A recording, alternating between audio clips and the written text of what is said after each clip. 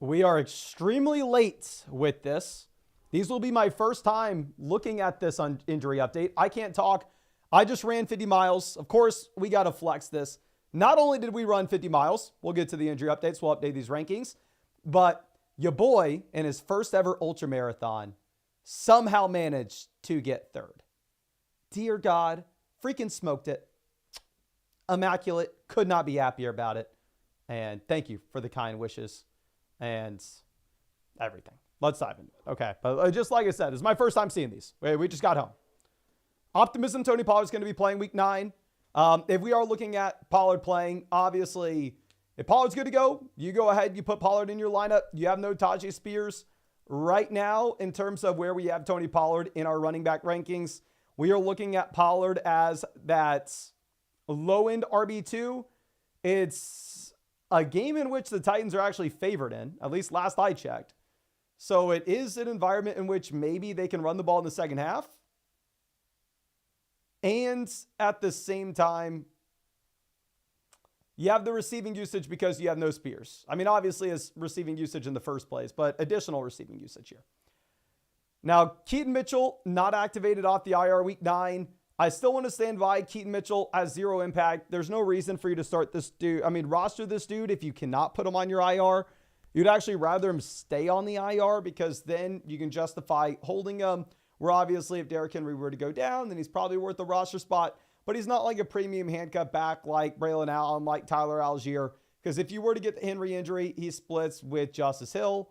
So like once Keaton Mitchell is off the IR, then at that point, what you're going to do is you're going to be pivoting off of Keaton Mitchell to maybe a different running back on your waiver wire. Now, both Jamal Williams and Kondre Miller are out. Does this have any relevance whatsoever? No. Kamara was the top 5 running back before. Kamara was the top 5 running back after. You aren't interested in any of the Saints running backs before this. Outside of Kamara, you're not interested in any after.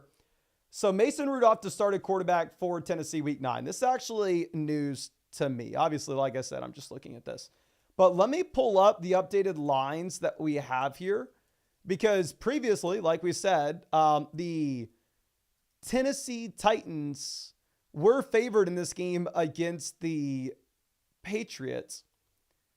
Now that you have Mason Rudolph under center, I wonder if that's still going to be the case. Right now, the implied team total here for this Tennessee Titans offense has actually gone down. It opened up at 22. Now it's down to 20.75. They are still 3-point favorites, it looks like, though. So I still think you start Pollard. Ridley, you can go with them, of course, if you really wanted to. Going over to what we have, Adam Thielen downgraded out. For me, I'm not like super excited about Adam Thielen by any means. Let's make sure that Legette's good to go, and then we can move Legette maybe a little bit higher in the rankings. Jonathan Brooks downgraded out for week 9. I mean, we already talked about this. We already updated the rankings, I believe. Just in case you didn't see previously, Chuba Hubbard is up here in the same range for me as Ramondre Stevenson, Javonte Williams, Tony Pollard, a running back that should have volume in what is a pretty bad offense here. I know that obviously Denver's looked a lot better than this over the past few weeks, but if you look at the projections this week for Denver, just a reminder, sportsbooks are extremely low on the Broncos, have them as the 4th worst offense in the league this week, only ahead of the Patriots, the Panthers, and the Buccaneers. So this is kind of a trap game if you're getting all excited and you're jamming in as many Broncos as you can. Going over to our next update here, this is relevant. You actually have Chris Rodriguez elevated to the Commanders' 53-man roster. And obviously, this maybe hints at Brian Robinson Jr. missing. As it stands right now, I'm not going to move Brian Robinson down our rankings dramatically. I think we can slide in behind Dobbins. Dobbins, you have the guaranteed 3-down workload in a game in which the Chargers are favored.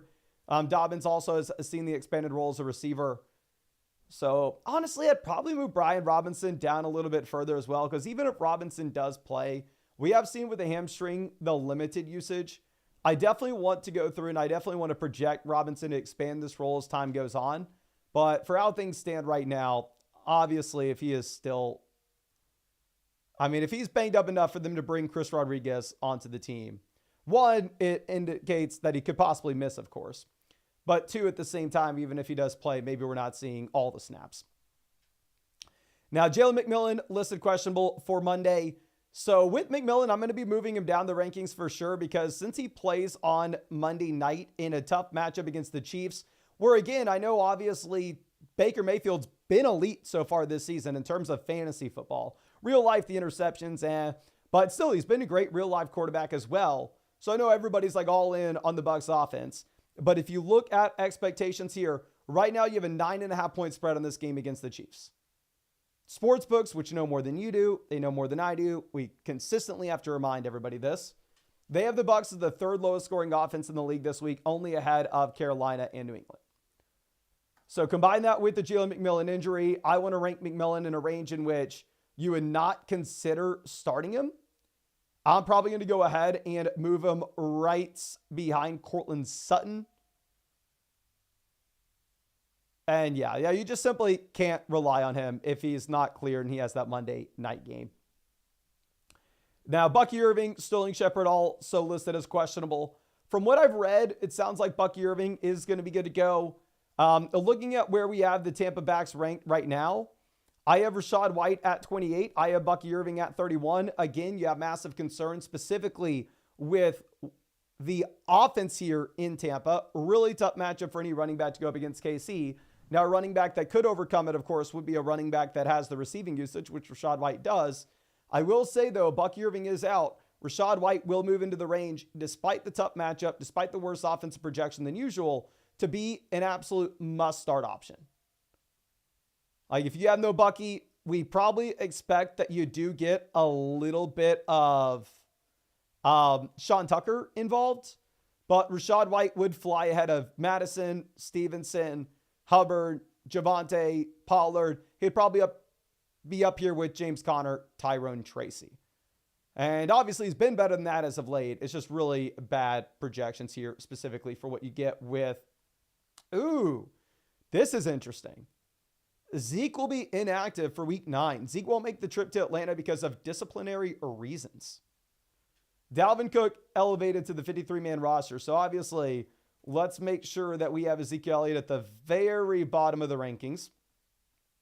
Dowdle was already a running back that we had ranked as somebody that I wanted to start this week. I think with Dowdle, I'd probably at this point prefer him over the guys in bad offenses. Right now, going over to the game environment in which we should expect in Atlanta and Dallas.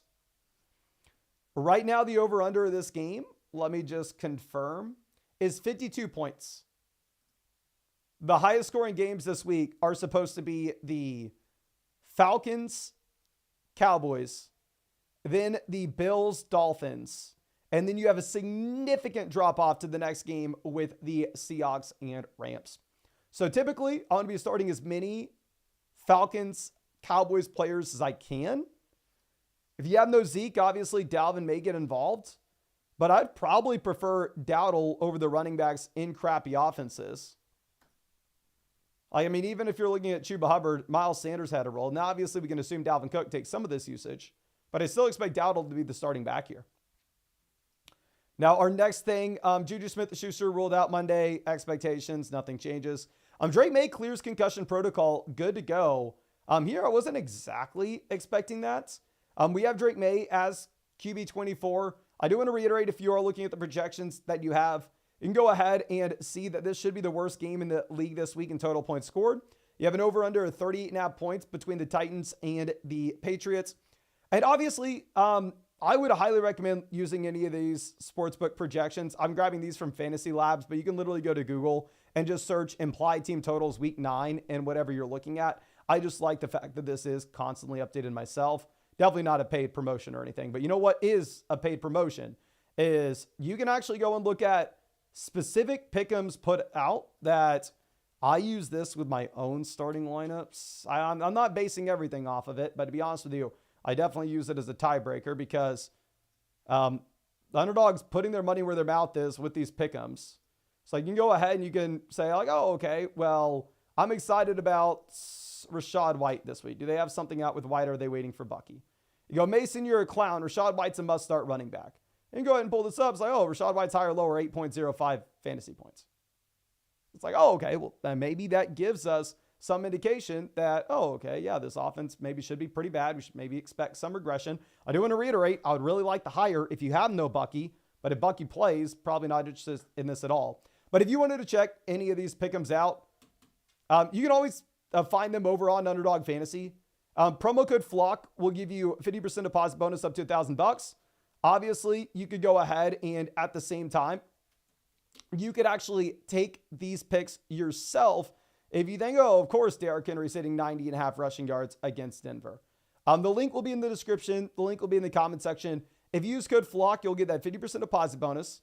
Plus, you'll get that Jalen Hurts free pick, more than less than half a total yard for the game on Sunday. And on top of that, you're going to be getting a free team review in the live stream that we're doing every single night. And if you signed up to Underdog with code FLOCK and made your $10 deposit yesterday, I'm sorry, we have not hooked up those teams with free team reviews just yet. Because when I got the email this morning, I was running 50 miles, so I apologize. But yeah, you can find that link in the description or comment section. Now, Puka Nacua expected to play week 9. Great news, obviously, if you're a Puka owner. I mean, I would move Puka up my own rankings. I plummeted him down just to make sure you were starting like the Jets guys over him because I didn't know if Puka was going to be good to go or not. I'm not going to move Puka all the way up over like Cooper Kupp now. I think I'm still going to be a little bit hesitant here. I think we go ahead and maybe move Puka Nacua like ahead of the Brian Thomas Jr. range. But with Puka re-aggravating the knee injury, I do think that there is maybe a little hesitation to get him the full slate of snaps. Now, obviously, dominated with 18 points with only, I think, 57% of the snaps last week. So I do want to reiterate. I mean, if y'all remember before Puka re-aggravated the knee injury, I had Puka, I want to say at wide receiver 8. Still probably a must-start name, but maybe somebody you're a little bit less excited about. Jordan Love expected to play week 9. We actually heard this yesterday, and we had already made the appropriate adjustments. Great matchup against Detroit. We have Jordan Love up at QB5. Bad matchup for Jacobs. We have Jacobs down at RB16, but I would rather have Love playing than not. We have Jaden Reed as a mid-wide receiver 2 there at 18. Obviously, you have the crazy high ceiling, but you have the low floor as well. We have Dobbs as a potential flex spot at wide receiver 33. And we have Christian Watson and Dontavian Wicks as options you can look at in deeper leagues. And then clearly, you also have Tucker Kraft with more excitement here as well. Now, let's see this. Don't care about Whittington. Don't care about Mitchell. We already looked at everything else here. So maybe there weren't too many updates that have come out today. But again, we will be live streaming tonight. I'm going to try my best to stay up and get to all your questions. And just again, so I can flex on y'all one more time because I am very proud of it. Your boy's never done anything like this before. I thought I was going to have to walk the entire thing. I thought that I was absolutely screwed over my head. My first ultra marathon, we ran the 50 miles, got 3rd place. I don't know exactly how many people did it. I think the last year there was like 70-ish people who did it. And I got an email before the race saying that there were significantly more people doing it this year. At the starting line, there were maybe 150, 200 people. Obviously, I'm an idiot, though. Wasn't sitting there counting people. But anyway, your boy, 3rd place out of 100 plus. First ever. Couldn't be more proud. And I will be streaming again tonight. If y'all wanted to check out any of those underdog picks, I'll drop the link for y'all in the comment section. Just make sure you use code FLOCK. That way you get the free Jalen Hurts pick, more than less than half total yard, the 50% deposit bonus, and a free team review. Just make sure that you set up an account on flockfantasy.com if you wanted us to review your team for free in a live stream. But thank you again. Really do appreciate you, and really hope we get to see you out with the live stream and answer your question later tonight.